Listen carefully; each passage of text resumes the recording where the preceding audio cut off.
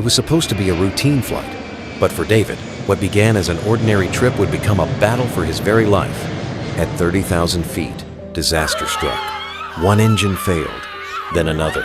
Oxygen masks dropped, passengers screamed, and before anyone could prepare, the plane plunged into the endless ocean. Somehow, against all odds, David survived the impact. He pushed through the wreckage, broke free from the sinking fuselage, and rose gasping into the daylight. Around him floated debris, oil slicks, and silence. The sea stretched endlessly in every direction. No land, no rescue, no certainty of survival. The first night was the hardest. Cold winds cut across the water. Hunger clawed at him. And as darkness swallowed the horizon, dorsal fins broke the surface. Sharks circled, drawn by the wreckage. Every splash, every shadow was a reminder that the ocean was alive and merciless. But David refused to give in. Images of his wife, his children, their laughter, and their waiting faces, they became his anchor. Clinging to fragments of broken seats, he began tying pieces together, fashioning a crude raft from what little the wreck had left him. Days bled into nights. The sun burned his skin.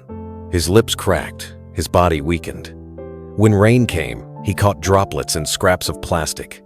With a bent piece of metal, he sharpened a hook and managed to catch fish, eating them raw to keep himself alive.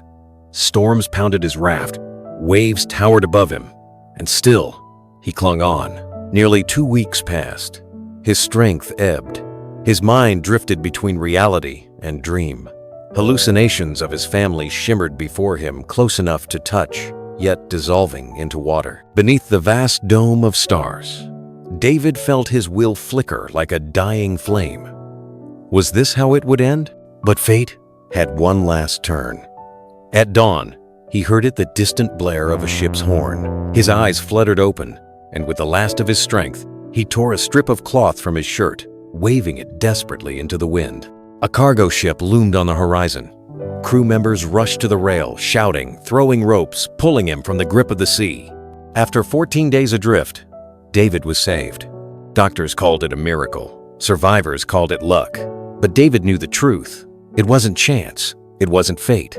It was the sheer refusal to surrender the will to see his family again that carried him across those endless days. When he finally returned home, wrapped in blankets and tears, his family's embrace told the real story. Survival is not just about strength.